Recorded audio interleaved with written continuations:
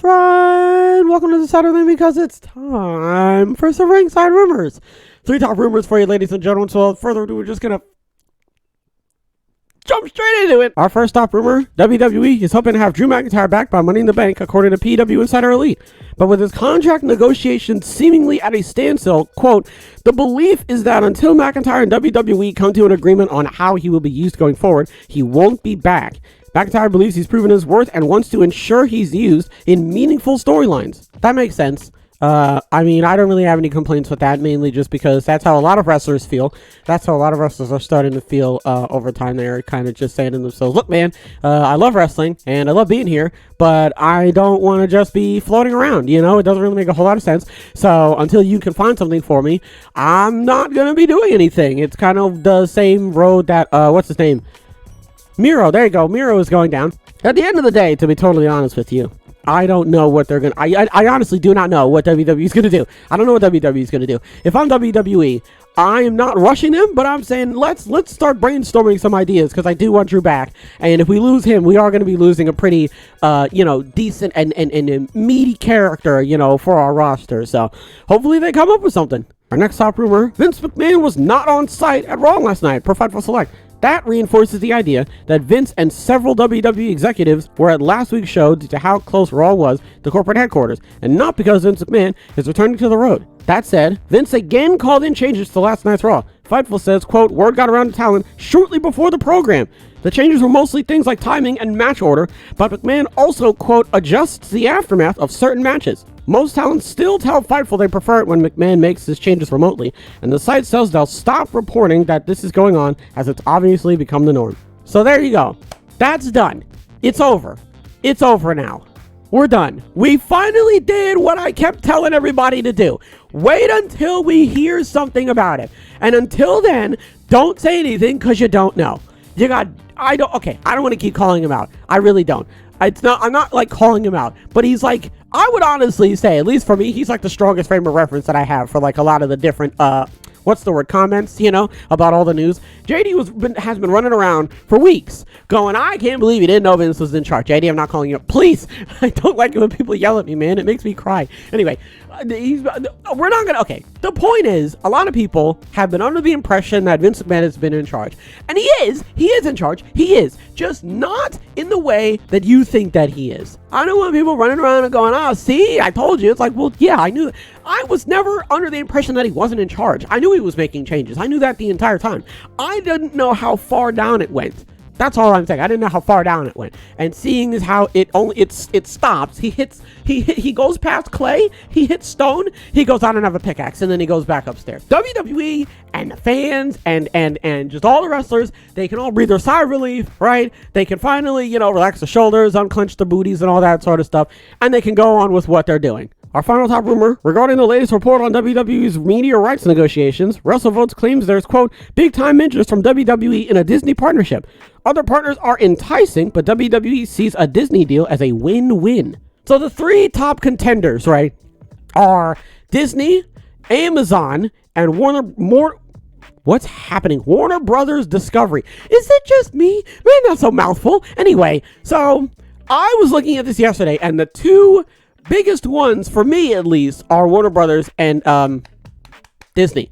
They were like, all right, we're going to put it on ESPN. But then, who was it? Someone from Disney, I think, was like, all right, but ESPN is like real sports. I shouldn't say that. WWE is real. ESPN is actually real. So somebody was like, I don't think we can put WWE on ESPN because WWE isn't real. And the whole thing about ESPN is that it's real. So I don't think it's a good idea to be having all the, I don't think you can have, I don't think you can have Stephen A, right, next to, I don't know their names, my man from The Bump. You know what I'm saying? Like, I don't know how that's going to work. So it sounds like, but, and even I was saying this, I was like, bro, if I was a betting man, I would say that Disney has way more money than Warner Brothers, and that's just because of all the, facets and whatever, but that doesn't matter. Anyway, so it sounds like that's what they're going with. That's what it sounds, they want to go with it. They want to go with it.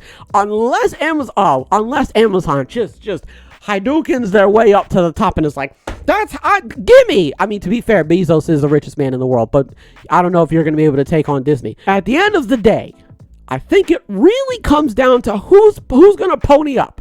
That's what I was thinking about yesterday. Who's going to pony up? Who's going to say, you know what? WWE, I have faith in you. This is how much I want to give you, you know? Because I don't think WWE right now is thinking to themselves, I don't really care. No, WWE is not to be like, no, I don't want you or anything like that. WWE is like, no, we want someone. We want the money to be right. So I think Disney is going to be like, well, the money's right here, you know? And then Warner Brothers, I assume Warner Brothers would want to, pick them up. But if I remember correctly, I read yesterday that Warner Brothers was like, we're not going to do anything to it. Don't worry. Nothing's going to change or anything like that. So I don't necessarily know what's going to happen. We're going to have to wait and see who is willing to, fork over the dough, So at the end of the day, all we can really do is wait. Moving over to our one and only minor rumor, according to Fightful Select, it makes sense, given how Maxine Dupree has been teamed up with Chad Gable and Otis on Raw recently, that Maximum Male models Mansoor and Mace may be repackaged. Vince McMahon was high on the gimmick initially, but didn't want them to be flamboyant. Triple H encouraged the duo to ignore that note, but since McMahon's return, they haven't been used much. I love that. Music to my ears. Vince McMahon wants you to do something. Don't listen to him. God, I love that. Okay, that used to happen when I would be the new hire for a bunch of places. Management would be like, "Hey, do this," and then they walk away. And my man, who's been working there for like 4 years, was like, "You don't have to do that. They don't care." I love hearing that. Okay, less work for the same amount of money. Let's go. Okay. Anyway, so. Well, I don't really know what to say about this just because they don't have any storylines right now, which is very apparent. I will say this though, I do want to give a shout out to Maxine, Chad, and Otis. Oh, they are absolutely fantastic. Chad is teaching Maxine how to wrestle right now, and Maxine is doing absolutely, it's beautiful. The character work and the in-ring ability, it's all just absolutely fantastic. I love it. I'm totally here for it. I do feel bad. I was thinking about this yesterday. I thought a lot of it yesterday, okay? Got a lot on my mind. I do feel bad for Maximum Male models because they're good too. Their character is just as good as the whole Alpha Academy thing. And I think that you don't really need, that's the beauty of them being like, okay, I don't want to insult them or anything. And I'm not insulting them. I don't know about you. I love comedy wrestlers. I love comedy wrestling. I think it's great. I think that there are people on the roster right now who are incredibly hilarious. Okay? So I think that you don't have to think of any type of super 8-week long storyline with the twist and the turn. Just have them come out with the fashion and the posing and all that sort of stuff.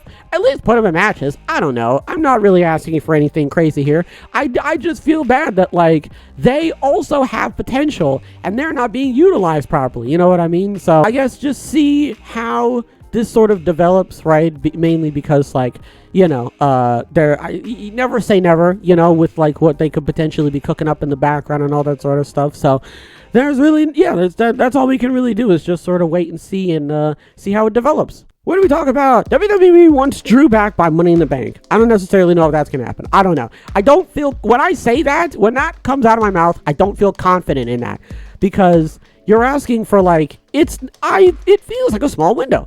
2 weeks 2 weeks sounds like a lot, but I feel like when you're trying to develop a storyline for somebody and you want that storyline to be meaningful, I feel like with all the rewriting and because that's I feel like there's going to be not obstacles, but there's going to be a lot of hurdles that you're going to have to get over. And also, you still got to renegotiate the contract, right? I feel like making a meaningful storyline and the contract are two completely different things. So I would argue you should probably get the contract situation taken care of first before you start the meaty storyline. So, because the contract negotiations are seemingly at a standstill. So I guess we just gotta wait and see how that plays out. Vince is he's on Raw, but he's not making major changes. That closes the book on that. We don't have to worry about that anymore. Nobody's worrying about that anymore. I do respect the people who are like, oh, how could you not know? Just because I like they keep ringing the alarm bell. I like that. But he's done. It's over. We don't have to worry about it anymore.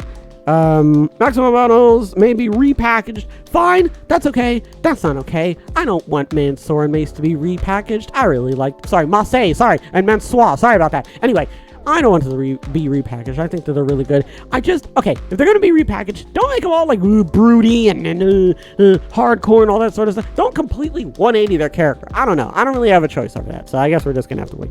And the media rights negotiation. So it sounds like they want to go with Disney. That's what it sounds like. It sounds like they are doing the thing, you know, when the mom and dad are like, you know, trying to get the dog to like come over to them. You know, I should have said owners. Anyway, you know, they're trying to do that right now, and it looks like WWE wants to go over to where Disney is. But again, gotta wait and see, you know, who's gonna slap the money on the table. You know what I'm saying? So there's not really much else I can say about that.